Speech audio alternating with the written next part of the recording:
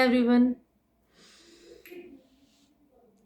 वाहेगुरु। आज जो टॉपिक लिया है मैंने वो है कम्युनिकेशन स्किल। कम्युनिकेशन स्किल को कैसे बढ़ाया जाए या कैसे ठीक किया जाए, या फिर बच्चों में ये स्किल कहाँ से लाई जाए, मतलब इसी टॉपिक पे हम बात करेंगे। एक्चुअली ये बच्चों के लिए तो नहीं, हर किसी मतलब लेवल पे हर किसी जगह इस स्किल की ज़रूरत पड़ती है। बिजनेसमैन हो, सेल्समैन हो, इवन मैं बोलती सब्जी वाला भी हो तो उसे भी कम्युनिकेट करना आना चाहिए, है ना। तो इस स्किल को अब हमें ये देखना है कि इस स्किल को सबसे पहले जो एक कहीं ना कहीं गलत मिथ जुड़ गया है कि जिसे इंग्लिश नहीं आती होगी वो कैसे कम्युनिकेट करेगा। इंग्लिश एक लैंग्वेज है, उसका कम्युनिकेशन स्किल से कोई लेना देना नहीं है। हमें बिल्कुल समझना चाहिए इंग्लिश लैंग्वेज है, जैसे हिंदी, सिंधी, पंजाबी, मलयालम, तमिल जो भी है लैंग्वेजेस है, ऐसे ही इंग्लिश भी एक लैंग्वेज है। बट कम्युनिकेशन स्किल अलग चीज़ है। हम कहीं ना कहीं जिसे इंग्लिश नहीं आती है वो सोचता है मैं कैसे बात करूँगा या मैं कैसे अपनी बात रखूँगा, तो हम कहीं ना कहीं उस चीज़ से पीछे हो जाते हैं ना। जबकि कम्युनिकेशन स्किल का इंग्लिश से कोई लेना देना नहीं है, ये बिल्कुल ध्यान रखना है।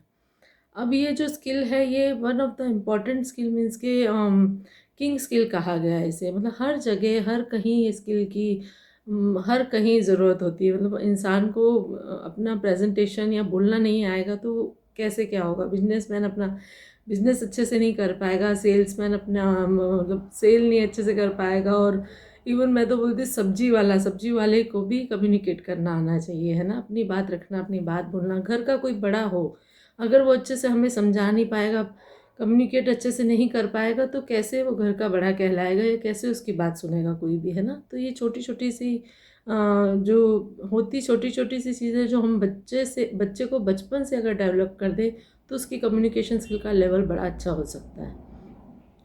तो इस स्किल के बारे में मैंने जो सर्च किया है वो मैं आपसे लास्ट में शेयर करूँगी। पहले मुझे जो लगता है, मुझे जो पर्सनली मेरी फीलिंग है इस स्किल को लेके, मैं वो आप लोगों के साथ शेयर करूँगी ना। एक तो ये बेसिक स्किल है, ये बिल्कुल सब मान लीजिए कि इसका डेवलप होना बड़ा ज़रूरी है ना।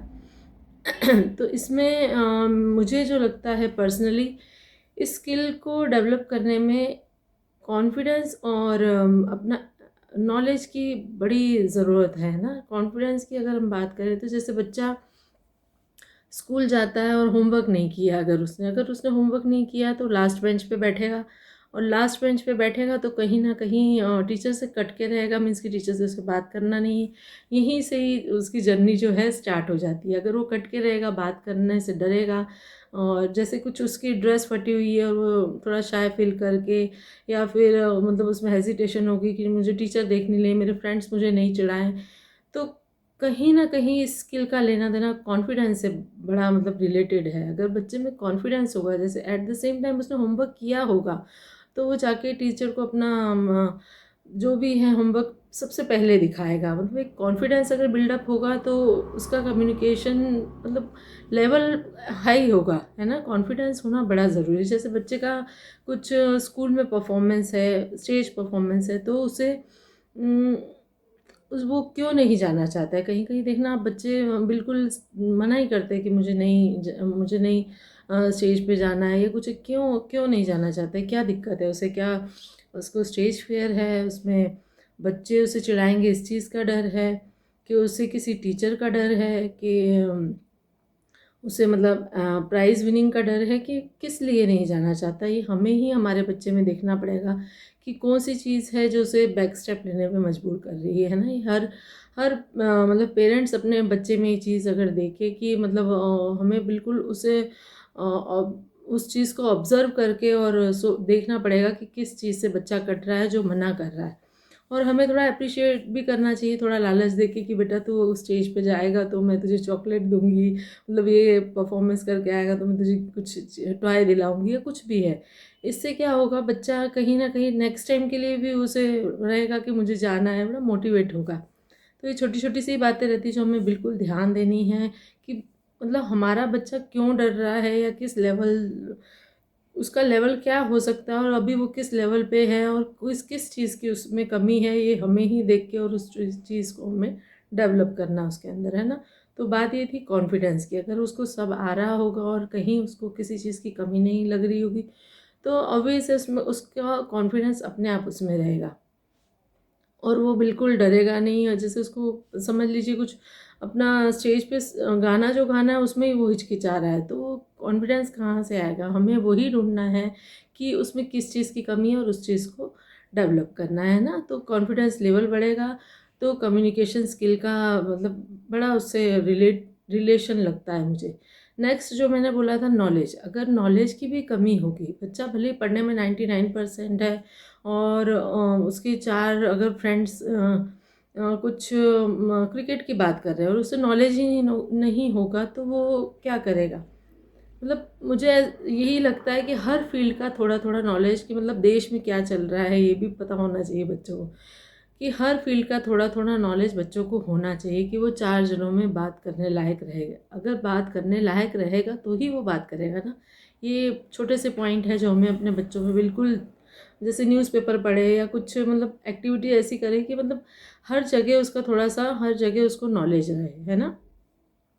अब जो मैंने सर्च किया था मैं आप लोगों से वो शेयर करूँगी। सर्चिंग में था लिसनिंग। लिसनिंग बड़ी इंपॉर्टेंट है कम्युनिकेशन स्किल के लिए, कि लिसनिंग मीन्स के सुनना। अब सुनने में गाने वाने नहीं, अच्छी चीज़ें सुने, बुक समरी सुने, स्टोरी सुने, बहुत सारी चीज़ें वो सुन सकता है। उसके बाद था रीडिंग। रीडिंग में बुक्स वगैरह पढ़े, कोर्स बुक के अलावा बुक्स पढ़े, है ना, कुछ एक्स्ट्रा बुक। मुझे नहीं लगता आजकल आजकल तो क्या हम लोगों ने भी कोई बुक्स पढ़ी नहीं है। बुक्स पढ़ना एक बहुत अच्छी, एक जिसको बोलते हैं ना अच्छा एक बुक्स पढ़ना एक बहुत अच्छी एक्टिविटी है, ये एक बहुत अच्छी हैबिट है। इसे हम अगर बच्चों को जैसे साल में एक बुक भी वो ख़त्म कर देता है तो बहुत अच्छी बात है, भले ही एक एक पेज रोज़ पढ़े। बुक पढ़ना एक बहुत अच्छी मतलब कम्युनिकेशन स्किल में अच्छा टूल है वो भी, है ना। लास्ट था राइटिंग। अब जब वो लिसनिंग करेगा, रीडिंग करेगा तो ऑब्वियस है राइटिंग भी उसकी अच्छी होगी। राइटिंग में सेंटेंसेस अच्छे लिखेगा वो, अपना वर्ड्स वगैरह अच्छे लिखेगा और उसे मतलब लिखने की कला उसमें अपने आप आ जाएगी। उसने सुना होगा और पढ़ा होगा ना, तो उसे लिखने का जो टेक्निक है वो अपने आप बहुत सारे पॉइंट उसे वहीं से कैच हो जाएंगे। तो लिखना भी 1-2 पेज लिखना भी कम्युनिकेशन स्किल में कहीं ना कहीं मतलब इसको डेवलप करने के लिए अच्छा माना गया है। और अब हम उन बच्चों की बात करते हैं जो बड़े हो गए, जो मतलब अब छोटे थे तो हमने बिल्कुल उनमें स्किल कैसे डेवलप करनी है ये बात कर ली। अब जो बड़े हो गए हैं उनके लिए क्या करें? वो भी बहुत उन मतलब टैलेंटेड बच्चे हैं हमारे, लेकिन वो कहीं ना कहीं डरते हैं। उनमें मतलब स्टेज फियर है या किसी से बात करने का डर रहता है उन्हें, कि मतलब अपने फ्रेंड को बोल देंगे तू जाके बात कर, या मम्मी पापा को बोल देंगे आप जाके बात करो। तो ये क्या है, हमारे बच्चों में इस चीज़ की कमी पहले तो बचपन से थोड़ी आ गई, लेकिन हमें इसे अब इस स्टेज पे कैसे ठीक करना है मैं वो थोड़ी सी पॉइंट शेयर करूँगी। एक तो उसे फैमिली गेट टुगेदर में थोड़ा सा बोलने का मौका दीजिए कि अपनी जो भी उसकी कला है, गाना गाना है, कविता बोलनी है, कुछ भी है, वो वहाँ थोड़ा सा अपना टैलेंट दिखाए, है ना। अपने 4 फ्रेंड्स में उसे मतलब कुछ भी जो उसका टैलेंट है वो दिखाने का बोलो। या फिर मिरर टेक्निक भी बड़ी अच्छी है कि वो मिरर के सामने अपना परफॉर्मेंस दे। मिरर मिरर से बहुत कॉन्फिडेंस आता है बच्चों में। अगर ये चीज़ें करें तो काफ़ी हद तक सुधार हो सकता है। नहीं तो आजकल ऑनलाइन क्लासेस और कोर्सेज़ बड़े अवेलेबल हैं, इंटरनेट पे बड़े वीडियोज़ डले हुए हैं, यूट्यूब पे बड़े वीडियो डले हैं, तो वो बच्चों को दिखाएं जो उसे कम्युनिकेशन स्किल बढ़ाने के लिए बड़े हेल्प करेंगे। एक बात और है कम्युनिकेशन स्किल में, अम, ये अपना बॉडी लैंग्वेज बड़ी इसमें इम्पॉर्टेंट है। मतलब बात करना तो एक बात की बात है, आपकी बॉडी लैंग्वेज ही बहुत कुछ बता देती है ना। जैसे बच्चा बोलता तो नहीं है बट हम उसकी हर एक बात समझ लेते हैं। उसके पीछे रीज़न यही है, जो नॉन वर्बल कम्युनिकेशन बोलते हैं, जो मतलब बॉडी लैंग्वेज जो है बच्चे की, वो हमें बहुत कुछ बता देती है कि बच्चे को क्या चाहिए, या वो क्यों रो रहा है, या वो क्यों परेशान है, या उसे कुछ लगी तो नहीं है, भूख तो नहीं लगी है, जो भी है। एक ये मतलब बॉडी लैंग्वेज का बड़ा इम्पोर्टेंट रोल है कम्युनिकेशन स्किल में। जैसे अब मैं आपकी बात सुन रही हूँ और मेरी आई बॉल इधर उधर जा रही है, तो आप समझ जाओगे कि मेरी बात सुनने में मतलब इसको मैं जो भी बोल रहा हूँ अच्छा नहीं लग रहा है, या ये इसका ध्यान कहीं और है। तो हमें ये छोटी छोटी सी चीज़ें बड़ी ध्यान देनी है। फेस एक्सप्रेशन और हैंड मूवमेंट कैसे हो रहे हैं, या आप खड़े कैसे, किस पोस्चर में खड़े हैं, बहुत सारी चीज़ें मैटर करती है कम्युनिकेशन में, जो हमें किसी से भी बात करते समय या अपने बच्चों में ये चीज़ लानी हो तो उसे ये सब सिखाना चाहिए। बस यही था। Thank you for watching me, take care, और मुझे बताना मेरा ये वीडियो कैसा रहा। बाय।